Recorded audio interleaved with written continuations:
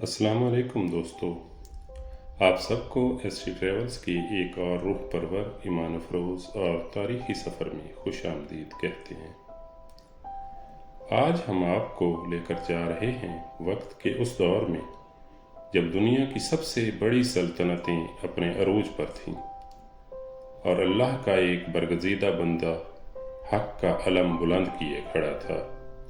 آج کا سفر ہے حضرت دانیال علیہ السلام کی زندگی کا، جنہیں خوابوں کی تعبیر، علم کی روشنی اور اللہ کی قربت کا ایسا مقام حاصل تھا جو تاریخ میں کم ہی کسی کو ملا۔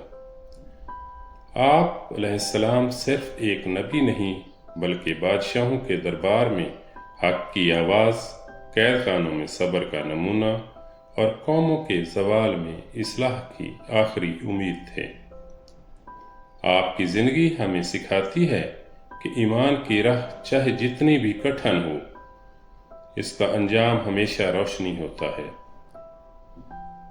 اگر آپ جاننا چاہتے ہیں کہ وہ کون سا خواب تھا جس نے بابل کی سلطنت کو ہلا کر رکھ دیا، وہ کون سا واقعہ تھا جب درندے بھی ایک نبی کے قدموں میں مؤدب ہو گئے، تو ویڈیو کو آخر تک ضرور دیکھیے گا۔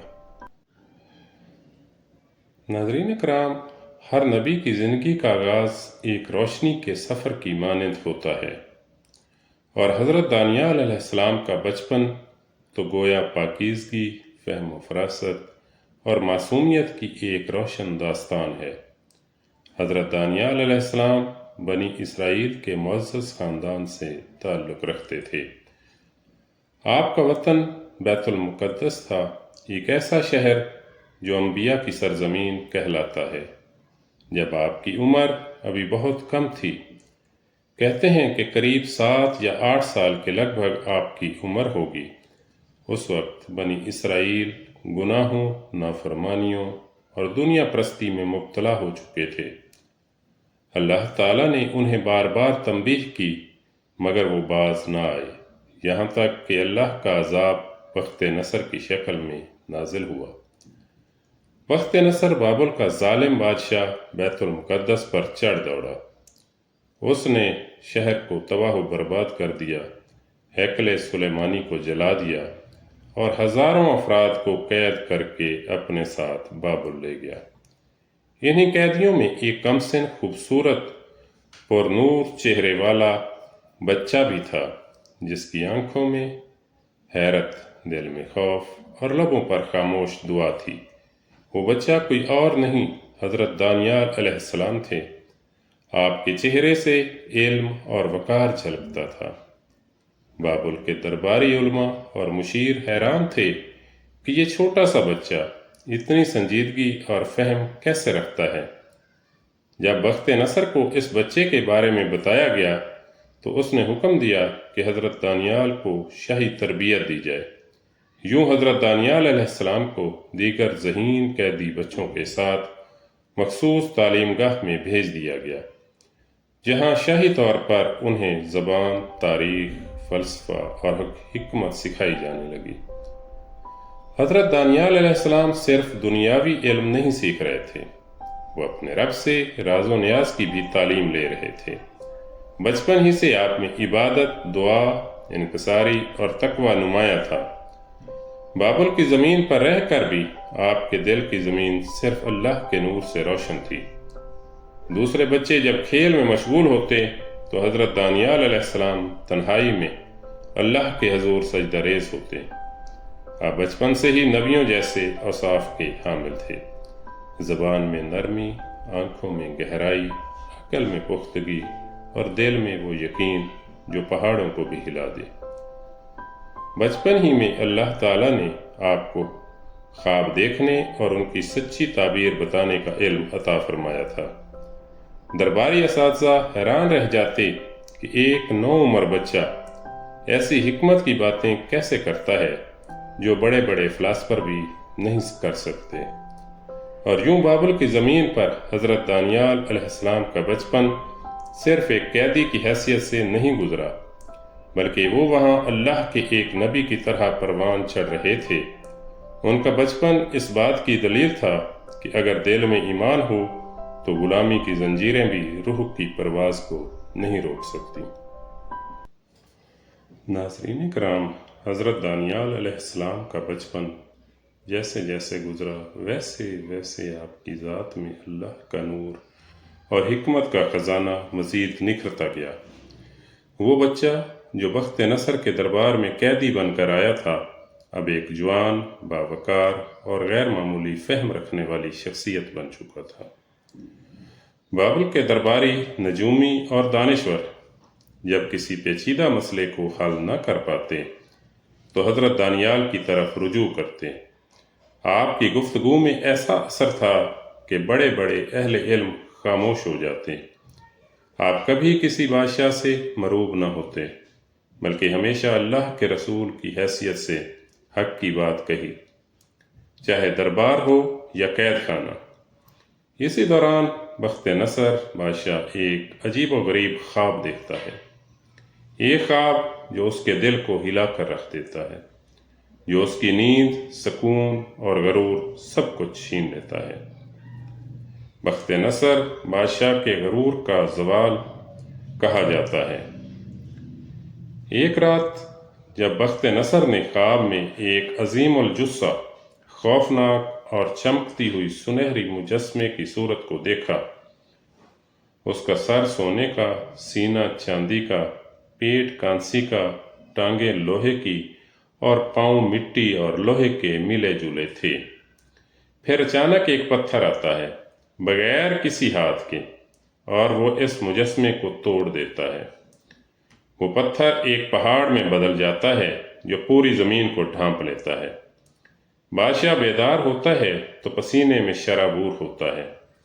وہ تمام نجومیوں، عاملوں اور معتبروں کو بلاتا ہے اور کہتا ہے، مجھے خواب بھی خود بتاؤ اور اس کی تعبیر بھی، اگر نہ بتا سکے تو تم سب کو قتل کروا دوں گا۔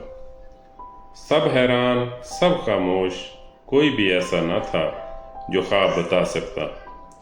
تب حضرت دانیال علیہ السلام آگے بڑھے، نہ گھبراہٹ، نہ خوف، صرف توکل اور اللہ پر یقین۔ آپ نے فرمایا، اے بادشاہ وقت، وہ جو آسمانوں میں ہے وہ رازوں کو جانتا ہے اور وہی خواب کی حقیقت بتا سکتا ہے۔ میں وہی کہوں گا جو اللہ نے مجھے بتایا ہے۔ پھر آپ نے خواب بیان کیا، وہی خواب جو بادشاہ نے دیکھا تھا، بغیر کہے، بغیر سنائے۔ بادشاہ حیران رہ گیا۔ پھر آپ نے اس کی تعبیر بتائی، یہ مجسمہ مختلف سلطنتوں کی نمائندگی کرتا ہے۔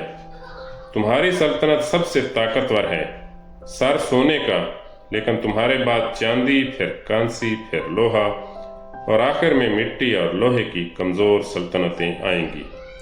اور آخر میں وہ پتھر جو آسمان سے آیا، اللہ کی سلطنت ہے جو زمین پر قائم ہوگی اور جسے کوئی زوال نہیں۔ یہ سن کر بادشاہ آپ کے قدموں میں گر پڑا۔ اس نے نہ صرف آپ کو معزز مقام دیا بلکہ پوری سلطنت میں اعلان کروایا کہ دانیال کا رب ہی سچا رب ہے جو ہر راز جانتا ہے۔ اللہ کا نبی، بادشاہوں کا معلم۔ اس واقعے کے بعد حضرت دانیال علیہ السلام کو بابل کے تمام حکومتی مشیروں پر فوقیت حاصل ہوئی، مگر آپ نے کسی منصب کو اپنے دل میں جگہ نہ دی۔ آپ کا دل صرف اللہ کی رضا، اس کی توحید اور بندگی میں لگا رہا۔ آپ نے بابل کی زمین پر رہتے ہوئے بھی کبھی جھوٹ کو قبول نہ کیا، کبھی شرک کو برداشت نہ کیا اور کبھی اللہ کی راہ سے ہٹ کر بادشاہوں کی تعریف نہ کی۔ ناظرین محترم، یہ اس دور کا واقعہ ہے جب حضرت دانیال علیہ السلام کا مقام بابلی دربار میں سب سے بلند ہو چکا تھا۔ آپ کو عوام اور خاص سب ہی عزت کی نگاہ سے دیکھتے تھے۔ آپ کی حکمت، عدل اور توحید پسندی نے لوگوں کے دل جیت لیے تھے۔ مگر جہاں روشنی ہوتی ہے وہاں اندھیرے کو تکلیف ضرور ہوتی ہے۔ دربار کے کئی وزراء اور مشیر جو حضرت دانیال علیہ السلام سے حسد کرنے لگے تھے، انہوں نے بادشاہوں کے کان بھرے کہ اس وقت کے بادشاہ کا نام کہا جاتا ہے کہ دارا یا داریوش تھا، اس نے حضرت دانیال علیہ السلام سے بے پناہ عقیدت اپنا رکھی تھی، لیکن اس کے مشیروں نے ایک سازش تیار کی۔ انہوں نے بادشاہ سے کہا، ایک فرمان جاری کریں کہ آئندہ 30 دنوں تک کوئی شخص کسی اور خدا یا انسان سے دعا نہ مانگے، صرف بادشاہ سے۔ جو حکم کی خلاف ورزی کرے اسے شیر کے غار میں پھینک دیا جائے۔ بادشاہ نے نادانی میں یہ فرمان جاری کر دیا، مگر حضرت دانیال تو اللہ کے سچے نبی تھے۔ وہ کیسے اللہ کی عبادت چھوڑ کر کسی انسان سے دعا مانگ سکتے تھے؟ انہوں نے ہمیشہ کی طرح کھڑکی کھول کر بیت المقدس کی سمت منہ کیا، سجدے میں گئے اور اللہ سے راز و نیاز میں مشغول ہو گئے۔ مخالفین نے یہ منظر دیکھ کر شور مچایا اور بادشاہ کو بتایا کہ دانیال آپ کے حکم کی خلاف ورزی کر رہا ہے اور آپ کے حکم کی تعمیل نہیں کر رہا۔ بادشاہ کو سخت افسوس ہوا، کیونکہ وہ جانتا تھا کہ دانیال ایک سچا اور نیک انسان ہے، لیکن قانون بدل نہیں سکتا تھا۔ آخرکار حضرت دانیال علیہ السلام کو گرفتار کیا گیا اور خوفناک بھوکے شیروں کے غار میں ڈال دیا گیا۔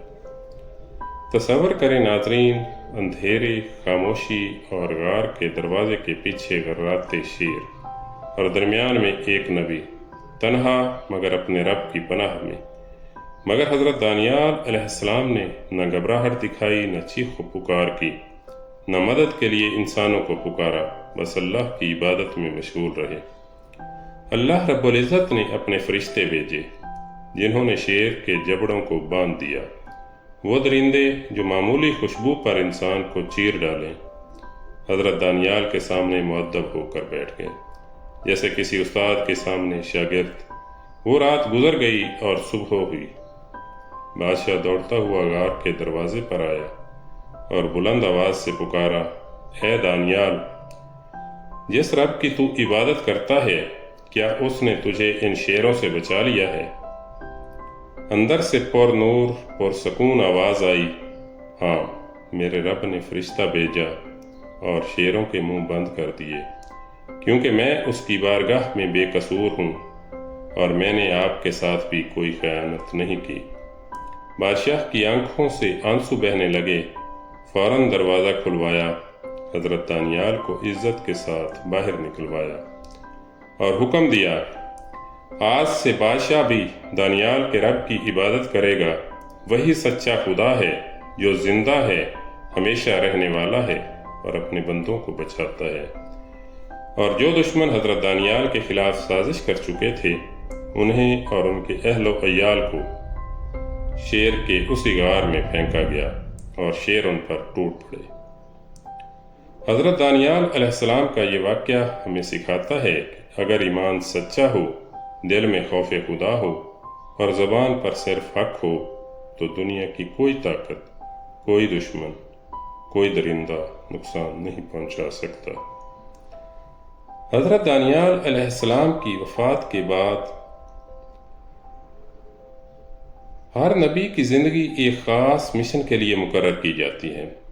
حضرت دانیال علیہ السلام نے اپنی پوری عمر اللہ کی توحید، عدل، حکمت اور صبر کا پرچار کرتے گزار دی۔ آپ